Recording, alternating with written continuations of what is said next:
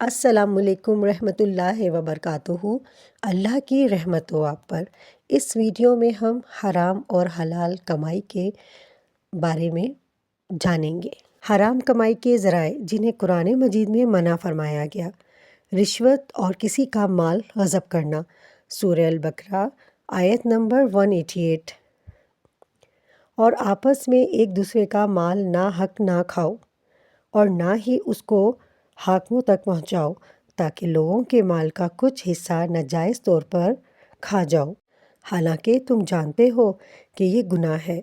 اس آیت میں رشوت، ناجائز قبضہ اور باطل طریقے سے کمائی کو حرام قرار دیا گیا ہے۔ خیانت کرنا، سورہ آل عمران آیت نمبر 61۔ بے شک جو لوگ اللہ کے عہد کو اور اپنی قسموں کو تھوڑے سے فائدے کے عوض بیچ دیتے ہیں، ان کے لیے آخرت میں کوئی حصہ نہیں۔ اس آیت میں وعدہ خلافی، دھوکہ اور خیانت سے حاصل ہونے والی کمائی کو حرام اور نقصان دہ قرار دیا گیا ہے۔ بت سازی اور بت فروشی، شراب، جوا اور نشہ اور چیزوں کا کاروبار، سورہ المائدہ آیت نمبر 90۔ اے ایمان والو، بے شک شراب، جوا، بت اور فال نکالنے والے تیروں کے ذریعے قسمت معلوم کرنا، یہ سب ناپاک اور شیطانی عمل ہیں، ان سے بچو تاکہ تم فلاح پاؤ۔ اس آیت میں صاف طور پر شراب نوشی، جوا کھیلنا اور ان سے منسلک کاروبار کو حرام قرار دیا گیا ہے۔ زندگی ایک ایسی دوڑ ہے اور ہم سب اسی دوڑ میں لگے ہوئے ہیں۔ کبھی پیسہ کمانے کی دوڑ، کبھی شہرت پانے کی دوڑ، کبھی دوسروں سے آگے نکلنے کی دوڑ۔ ہم صبح سے رات تک دوڑتے رہتے ہیں، اپنے خواب پورے کرنے کے لیے، اپنے بچوں کے مستقبل کے لیے اور اپنے نام کو روشن کرنے کے لیے۔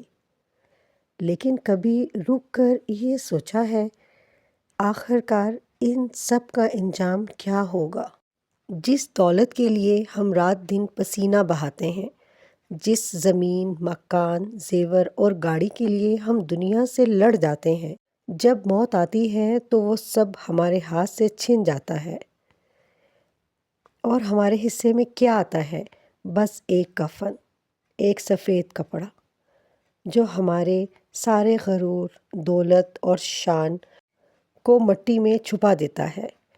دنیا کی کمائی اگر موت پر تقسیم کی جائے تو کفن ہی بچتا ہے، اور اس کفن کے ساتھ نہ کوئی زیور جاتا ہے، نہ کوئی بینک بیلنس، نہ کوئی فخر، بس اعمال جاتے ہیں، جو یا تو قبر کو نور بنا دیتے ہیں یا اندھیرا۔ حرام کمائی شاید چند دن کا سکون دے دے، لیکن وہ سکون ایسا ہوتا ہے جو دل کو اندر سے جلا دیتا ہے۔